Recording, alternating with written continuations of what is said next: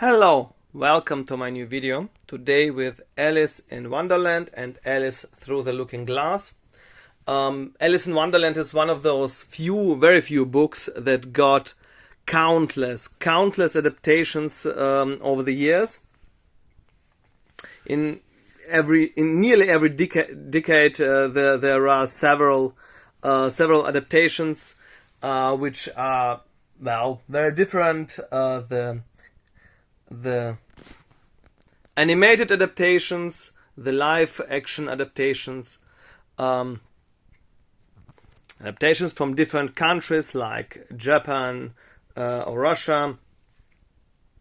There are also, or Czech Republic, there are also some adaptations that are more surreal, less surreal. There are several spin-offs, and so on and so on. I tried to collect the most interesting adaptations of the Alice in Wonderland and Alice Through the Looking Glass stories, and here they are.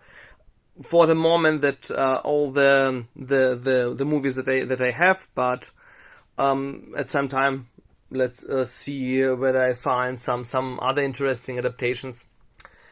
Well, I begin, they are ordered chronologically. I begin with the first interesting adaptation. The very first adaptation was actually made in 1903. And I have this adaptation too. It's as a bonus feature on this Blu-ray. I come later to this one. It was a short movie. Nothing special. The surprising thing about the countless adaptations of Alice in Wonderland is that it's actually a source material that actually needs more, if adapted as a live action, needs some kind of special effects. So it's, for me at least, it's surprising that that especially this book was adapted that often. But I think it's great. This book is way ahead of its time. I begin with the first. The first in my collection is this adaptation from 1951. The very well known adaptation. It's Disney's Alice in Wonderland. It's, I suppose, the most famous, to this day, nearly most famous adaptation of the source material. It's a really beautiful cartoon, but it's pretty faithful. You can see that it's somewhat dated, of course. The one thing is the Alice tries to get home as soon as possible. It's now how it was in the book. It's not as surreal as the book was. Also, this adaptation made something that most subsequent adaptations also made. It included several elements from the sequel Alice Through the Looking Glass, like the talking flowers and Tweedledee and Tweedledum. The next adaptation is from 1972 in this beautiful edition. And it's one. It has terrific special effects, really great visuals for the time. For 1972, much better than you would expect. For example, some adaptations. For example, the one from BBC adaptation from 1966. All the characters are actually people, sometimes even without makeup. And here it tries to stay true to the source material. So it's a really beautiful edition with a booklet and a book. So here's without a disc. Is the scene with the Mad Hatter and March Hare. And here's the booklet, Alice Adventures in Wonderland, with the Queen. They're actually scenes from the movie, but they look like like paintings. So the edition is really beautiful, but the quality of the movie is just atrocious. It's one of the worst looking DVDs. It's a DVD edition, of course. It's one of the worst looking DVDs that I ever had.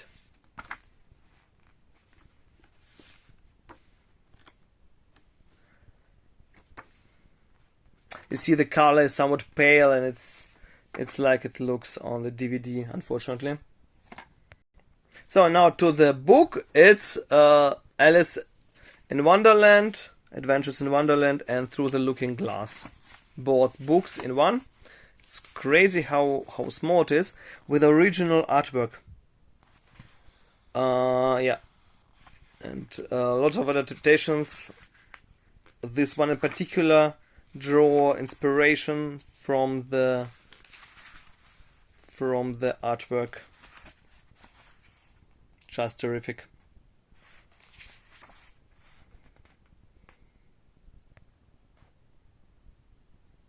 Tweedledee and Tweedledum in Alice Through the Looking Glass.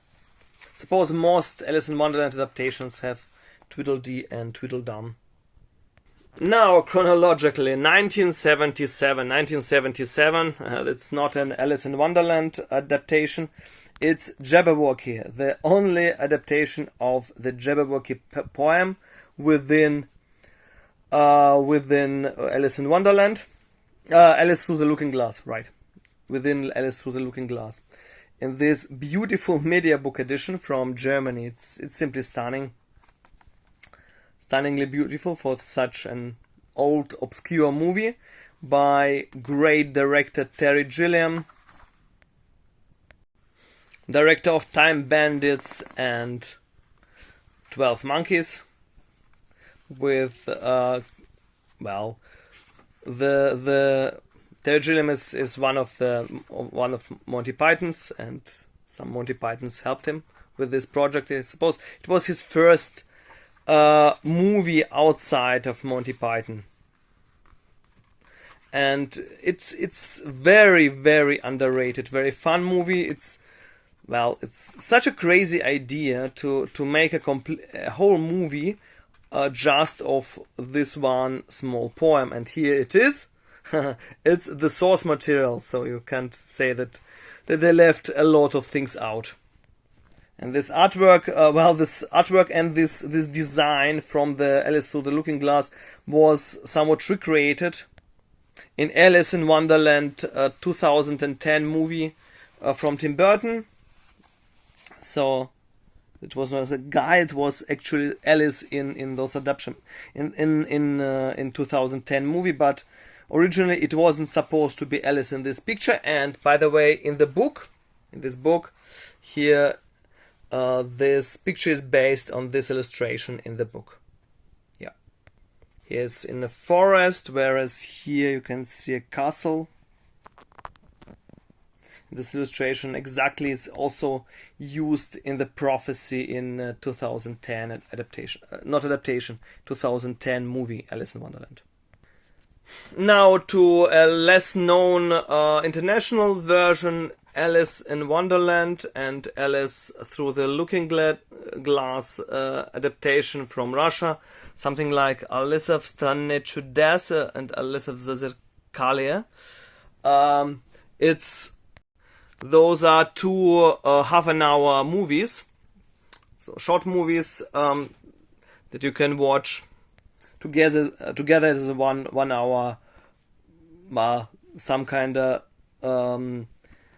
feature length.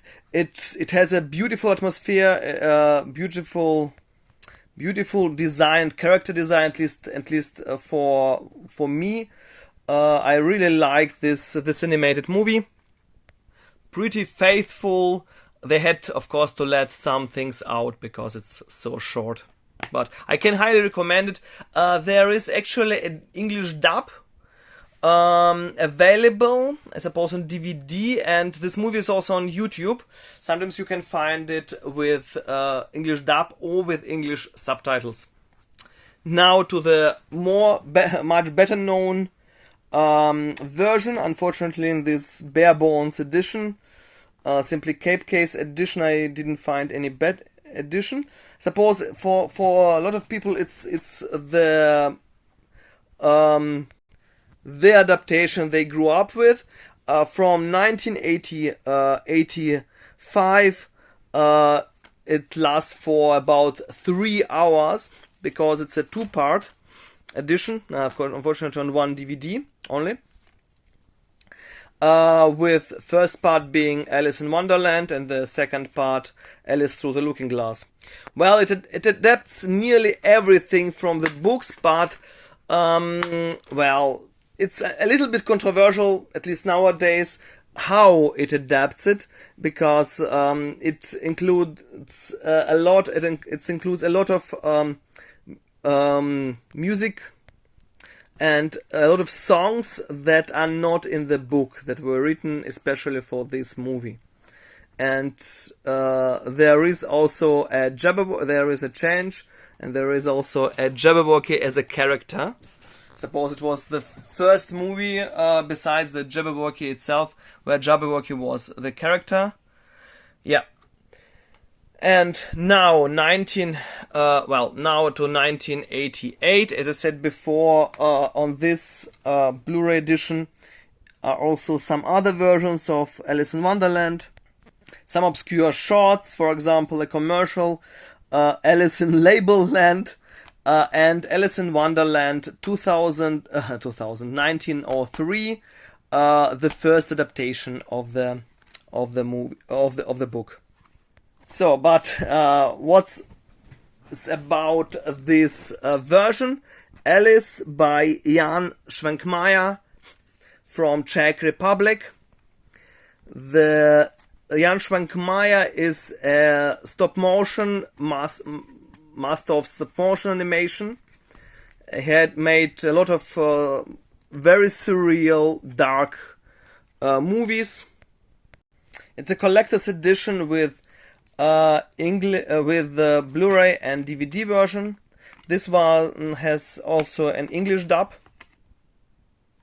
Well, and it has a big booklet. So I would not recommend to watch this movie with kids. Especially not with small ones, unless you want them to have difficulties to go to bed, to sleep for the next couple of days.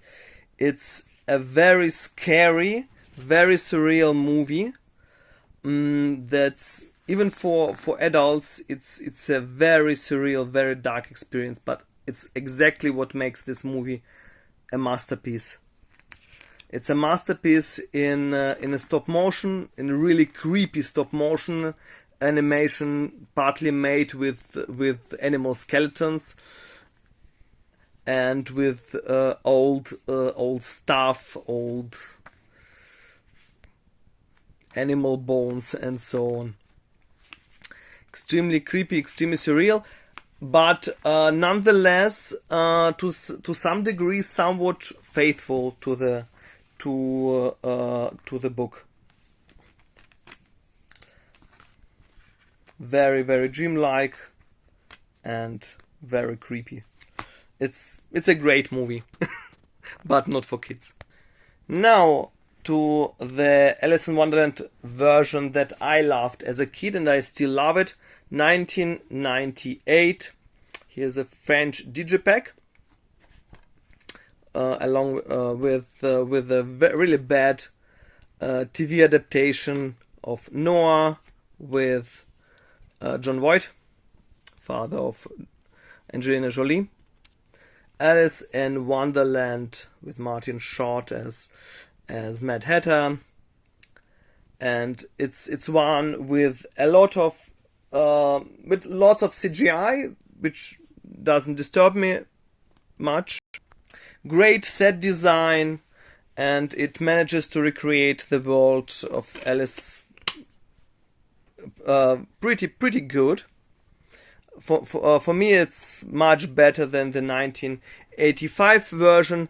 Very interesting. The role of the Cheshire Cat as a combination of CGI and character is Whoopi Goldberg, and I love Whoopi Goldberg as actress, and it's one of my favorite depiction of the Cheshire Cat. Also, as usual for those adaptations, Tweedledee and Tweedledum are in it. I suppose in most Alice in Wonderland adaptations, it was the case. So, and as far as I know, it was the last faithful Alice in Wonderland adaptation.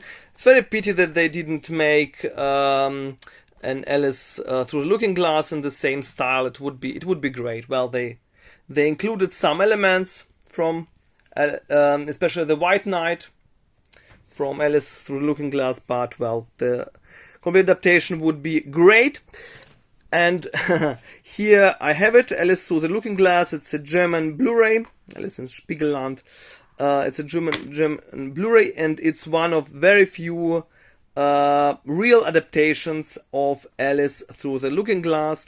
It's not that expensive. It was, it had considerably smaller budget, it shows, but it's, I suppose, the most faithful adaptation of Alice Through the Looking Glass, even more faithful than the 1985 version.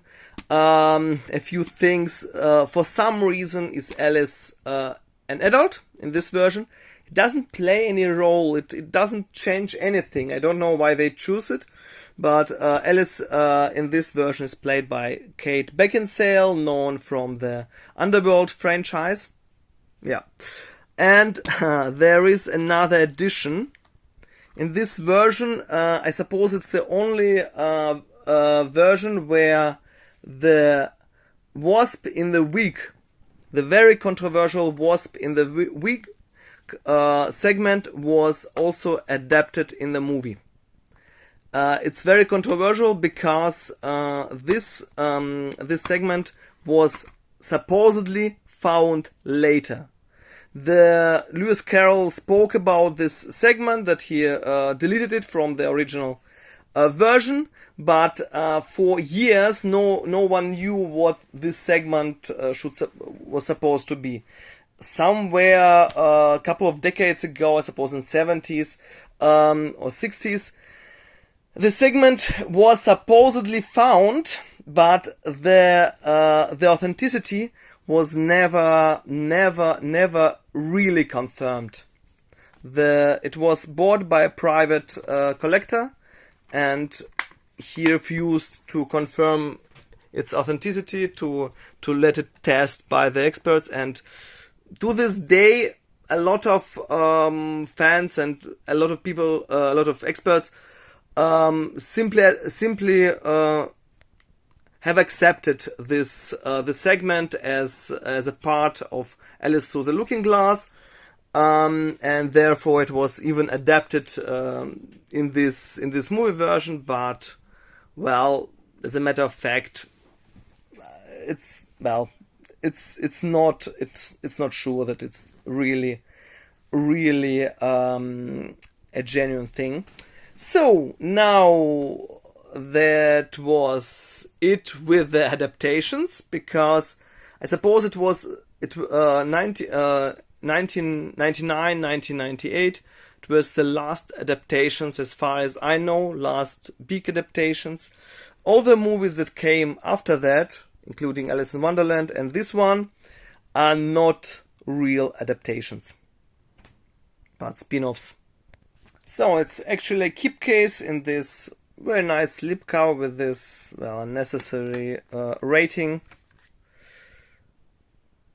Sometimes they are removable in Germany, but in this case they decided not to do it. Well, so here's a very nice card, but besides this card there is nothing else, nothing really remarkable here. It's a promotional material, nothing special here. This is mini TV series. Well, in German it's called Alice in Wonderland. It's called Alice in in US from 2009, and it's not an adaptation, it's a sequel with adult Alice. It's pretty common that Alice is much older in the adaptations. In this case, adult Alice comes to the Wonderland, and this is a Wonderland of the year 2009. So it has huge skyscrapers, and as usual, it's an old trend to, it's the only interesting male character, and it's not the first adaptation that makes Mad Hatter to the love interest of Alice, some kind of love interest, or some kind of friend of Alice, not like in the original book, of course. Original book, it was just one crazy character.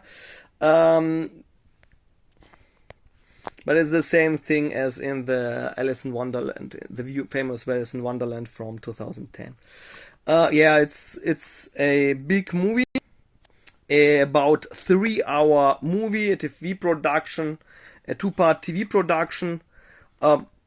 Pretty interesting character design, interesting story that is sequel that takes place somewhat about 100 years after the original Alice in Wonderland.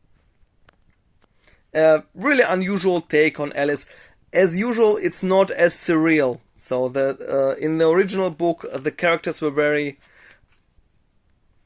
reserved towards Alice, not very friendly, and very, very crazy, which helped to this surreal atmosphere. But for the most stories, especially here, it's like in Alice in Wonderland from 1985, or like the original adaptation from Disney from 1951. It tries to make a real story, so the characters are much less crazy. Yeah, it's an interesting movie. Interesting idea for a sequel. Now to another sequel, Alice in Wonderland from 2010, from Tim Burton, one of my all-time favorite directors. I love his directorial style. I love nearly all his movies. I see the flaws. I know he was criticized for some of them, but I think he's one of the most creative directors with this incredible distinctive style. Here in this pretty nice Steelbook, I hope you can see it here. The heads. Yeah, some promotional material, and here's a Blu-ray. No need to take it out. This thing has no artwork. Well, it's a very famous movie, so everyone knows it. It has its flaws, of course. It was heavily criticized in the last last years, but I really like it. It's actually a kind of sequel to the Alice in Wonderland story. So the little girl Alice misunderstood the name of this land. So it's not called Wonderland, it's called Underland. And very beautiful, very imaginative, creative characters, very interesting take on the story. As usual, the characters are not as crazy, not that crazy. So it's actually a story about the revolution. And here is also from Alice Through the Looking Glass, poem within a book, the Jabberwocky, that was designed after. Design was inspired by the illustrations in the original book. Now, last but not least, to the most beautiful part of my at least considering the packaging, part of my Alice in Wonderland collection. Alice Through the Looking Glass, the movie, the sequel from 2016, sequel to Alice in Wonderland, with these two beautiful editions from Novamedia. It's kind of one click. This terrific artwork.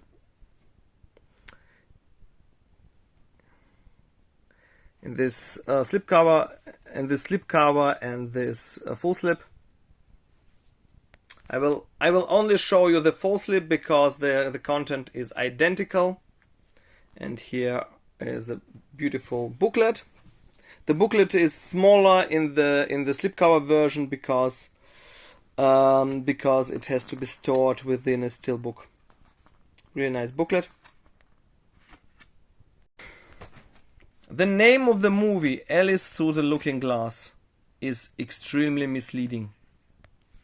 Alice, the adult Alice of course, and the little Mad Hatter. Alice Through the Looking Glass book took place in a completely different world behind the mirror. And not in Wonderland anymore. And this movie, this sequel has, well, the Alice in Wonderland from 2010 was itself sequel of Alice in Wonderland story, kind of sequel. This one is sequel to the Alice in Wonderland and has really little to do with the book Alice Through the Looking Glass, so it's not an adaptation at all. They simply took the name of the second book for the sequel. Well, they took some of the themes, for example, the chessboard, or how she goes, Alice goes through the mirror, but all the other themes, especially this movie is all about time. And time in person, and the time as a person was not present that much in Alice Through the Looking Glass. But it's a very beautiful movie. This movie was a flop, so there won't be any third part, which I think is very unfortunate. Though it's not an adaptation, I really love this movie as its own thing. So, yeah, and as addition to this Novamedia edition, it comes with a pad sleeve that you can use for a Steelbook. And here is this usual Disney Bare Bones Steelbook. They made some of them in the middle of the decade. It was also criticized because nothing written on it, and here are all the heads. I think it's okay. I really don't mind it, but the one click also comes with its own spine, a lenticular spine that you can put on the Steelbook, so you have a normal lenticular spine. A really nice idea. So, and here's inside the Steelbook with this incredibly beautiful artwork and some cards. I was very, very lucky to get this version. It became somewhat pricey in the last couple of years. I got it to a really reasonable price from eBay, from a private seller. And here are some cards.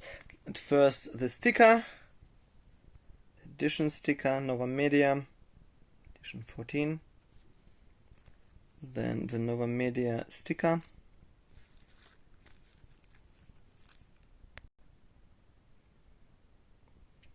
I also have Big Hero 6 from Novamedia. It's a really nice publisher.